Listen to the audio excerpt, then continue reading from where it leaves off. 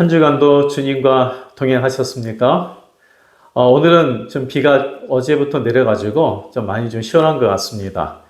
우리 성도님들의 삶에도 하나님의 은혜의 단비가 내리기를 주님의 이름으로 축복드립니다. 오늘은 사도행전 13장에 있는 말씀을 가지고 주님의 교회라는 주제로 하나님의 말씀을 같이 나누도록 하겠습니다. 교회는 건물이 아니죠. 교회는 하나님의 자녀로 부름을 받은 성도, 바로 이 모임이 교회입니다. 그래서 이 믿는 성도의 모임이 교회인데, 근데 중요한 것이 뭐예요? 주님의 교회가 되어야 한다는 것입니다. 마태복음 16장 18절 말씀에 예수님이 이렇게 말씀하셨습니다. 또 내가 네게 이르노니 너는 베드로라.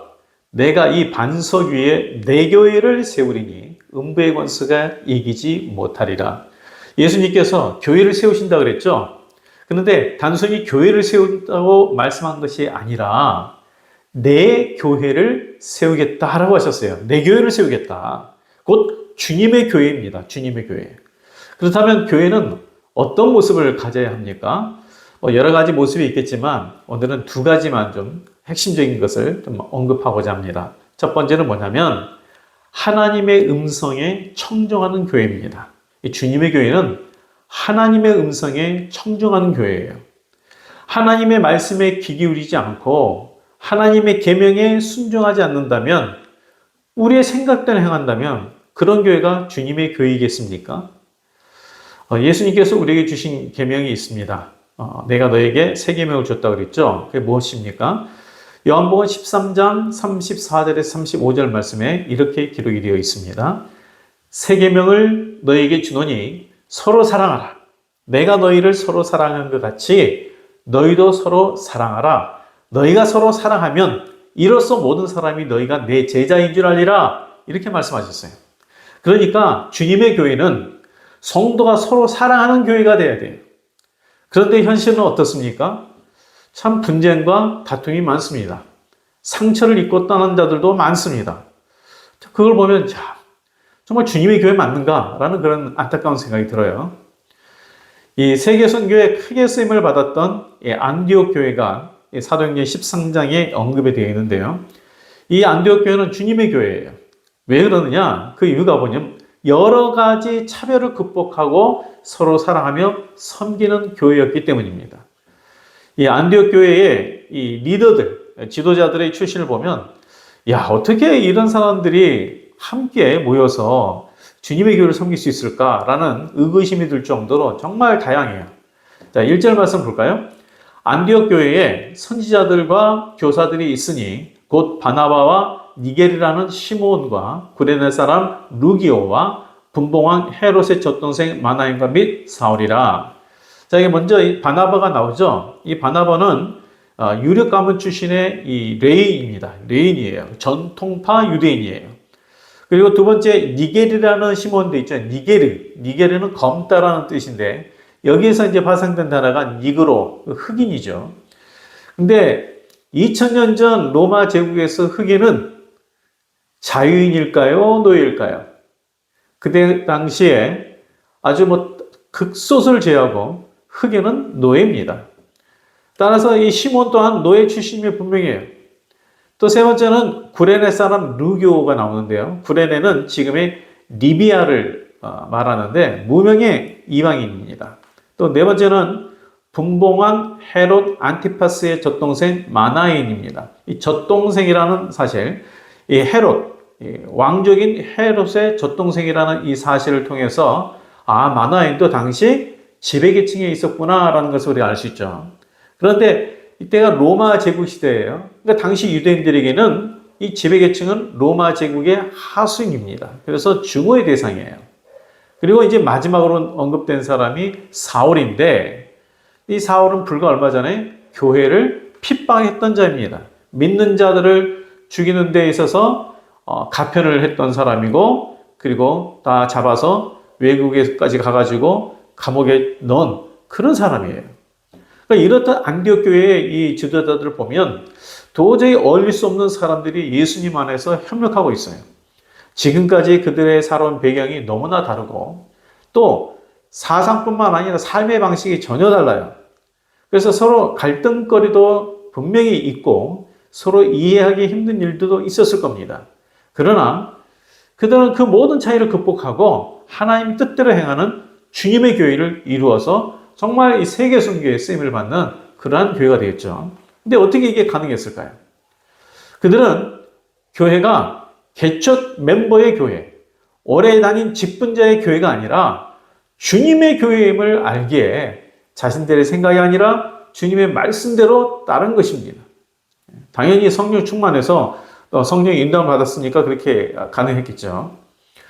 우리 성도님들, 그러나 우리가 항상 잊지 말아야 할 사실이 뭡니까? 교회는 주님의 교회다. 주님의 교회다. 주님께서 내 교회를 세운다 그랬어요. 그냥 단순히 교회를 세우겠다라고 말씀하지 않았어요. 내 교회를 세우겠다 그랬어요. 주님의 교회예요. 주님의 음성을 듣고 순종하는 교회예요. 그러므로 교회인 우리는 말씀에 귀 기울이고 순종함에 최선을 다해야 합니다. 그리고 내가 섬기는 교회가 이 주님의 교회가 되도록 우리 성도님들 기도하십시오.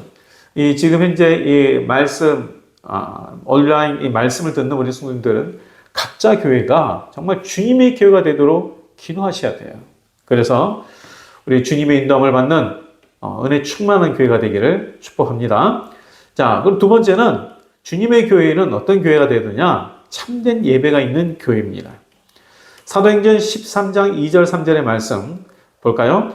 주를 섬겨 금식할 때에 성령이 이르시되 내가 불러 시키는 일을 위하여 바나바와 사울을 따로 세우라 하시니 이에 금식하며 기도하고 두 사람에게 안수하여 보내니라. 여기 보면 주를 섬겨 금식할 때에 돼 있죠. 주를 섬겨라고 있는데 이 섬겨라는 말은 예배드림이라는 단어를 번역한 단어예요. 그러니까 이 주께 예배드리고 금식할 때라고 이렇게 또 번역될 수도 있어요. 그러니까 주님을 예배하고 금식할 때에 성령이 말씀하셨다는 거예요. 우리의 영적인 삶에 있어서, 우리의 신앙인 삶에 있어서 예배와 기도는 가장 기본이 되는 하나님과의 관계죠. 이 기본하면은 그냥 밑에 단계가 아닙니다. 이 기본은 없으면 무너지는 거예요. 정말 중요하다는 뜻이죠. 우리 신앙에 있어서 예배와 기도는 우리의 신앙을 붙들어주는 아주 이 굳건한 초석과 같은 거예요. 그리고 하나님의 복과 영적인 능력의 통로는 바로 예배와 기도에 있습니다. 그래서 우리는 예배에 정말 최선을 다해야 되고요. 또 기도에 힘써야 돼요. 다시 말해서 대가를 지불하는 예배자가 되어야 합니다. 예를 들어서 굉장히 바쁜 일정 중에 있어요. 굉장히 좀 시간도 좀 바빠요. 그렇지만 내가 예배를 드리는 데 우선순위를 두고 정말 하나님 앞에 예배를 피곤함에도 불구하고 예배를 드리는 이 대가를 지불하는 이게 필요합니다. 사무엘하 24장에 보면 이 전염병이 이스라엘에 발생해서 이 3일간에 이제 7만 명이 죽는 사건이 일어났습니다. 그때 다윗이 하나님 앞에 내가 교만해서 인구조사를 하게 했는데 내가 범죄했는데 이 백성들이 이렇게 죽어가니까 하나님 앞에 막 회개하면서 아주 통곡을 해요. 그리고 이제 아라우나 타작마당에서 하나님께 은혜를 구하며 이제 제사를 드리는데 이 아라우나가 왕이 자기 마당에 와서 제사를 드리려고 하니까 수레와 소를 마음껏 쓰라고 합니다. 그런데 다윗은 값없이는 여호와께 번제를 드리지 않겠다 말하고 값을 지불하고 번제를 드립니다. 그래서 사무엘하 24장 24절 말씀에 이렇게 기록되어 있어요. 내가 값을 주고 내게서 살리라. 값없이는 내 하나님 여호와께 번제를 드리지 아니하리라 하고 다윗이 은 50세겔로 타작마당과 소를 사고. 자, 하나님의 긍휼과 역사가 내 삶에서 일어나기를 기대한다면 먼저는 예배자가 되십시오. 어떤 예배자입니까? 대가를 지불할 수 있는 예배자입니다. 정말 어떠한 상황에서도 하나님 앞에 예배를 드리는 것에 모든 우선순위를 두셔야 됩니다. 그리고 그냥 단순히 예배에 참석하는 게 아니라 예배를 드려야 돼요. 예배자는 예배 참석자가 아니에요. 예배를 몸과 영으로 하나님께 드리는 자가 되어야 돼요. 그 어떤 것보다도 모든 우선순위가 예배입니다. 회중이 함께 하나님께 모여 예배하는 것을 소중히 여기십시오. 그리고 각자의 삶을 그렇게 하나님 앞에 함께 모여서 영과 진리 안에서 예배를 드린 후에 각자의 삶에서 주님의 뜻에 또 순종할 때 우리는 성령의 인도함을 받는 예배자가 되는 것이죠. 이 안디옥 교회는 성령의 인도함을 받으며 예배하고 기도에 힘썼어요. 그 2절에 보면 주께 예배드리고 금식했다라고 했잖아요. 주께 섬기고 금식했다고 했는데 아니 안디옥 교회 안에 무슨 심각한 문제가 있었기에 금식하며 기도를 했을까요? 아니죠. 네. 교회 내에 금식할 만한 문제가 별로 없었어요. 그 당시에 제가 그곳에 있지 않았으니까 잘 모르겠지만 개인의 상황은 금식할 내용들이 있었겠지만 교회 전체가 금식할 만한 그런 어려운 문제들은 거의 없었을 거예요.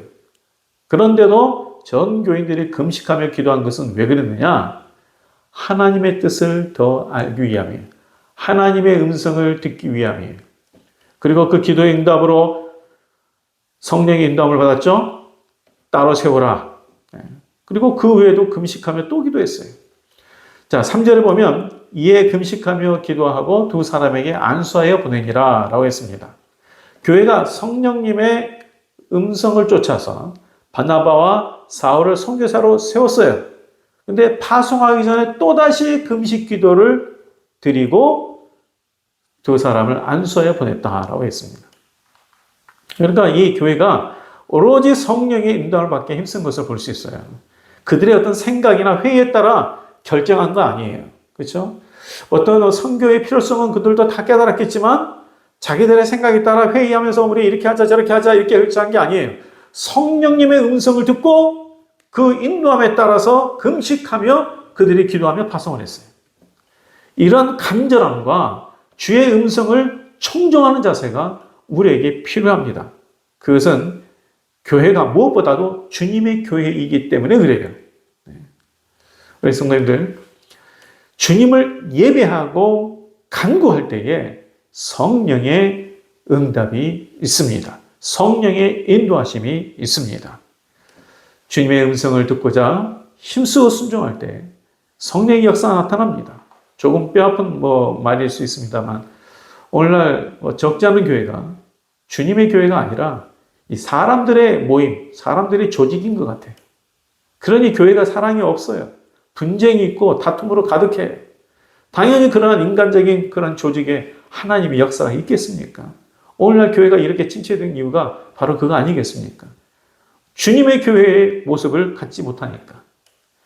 이제 내 자신이 주님의 교회의 구성원이 되어야 합니다. 하나님의 음성에 귀 기울이고 묻고 순종하는 자가 되어야 합니다. 주님의 계명을 행하고자 최선을 다하는 예배자가 되어야 합니다. 그래서 내가 섬기는 가정, 내가 섬기는 교회가 주님의 교회로 굳건히 서기를 주의 이름으로 축복드립니다. 기도하겠습니다. 하나님 아버지, 더욱 우리에게 주님의 음성에 귀 기울일 수 있는 마음, 영적인 갈급함과 영적인 길을 열어주셔서 성령의 인도함을 잘 받는 우리 모두가 되게 하시고 또한 하나님이 기뻐하는 예배자가 되게 하여 주옵소서. 예수님 이름으로 기도합니다. 아멘. 네, 한 주간 동안도 또 날씨가 많이 후덥지근한데 건강하시고 또 평안하시기 바랍니다.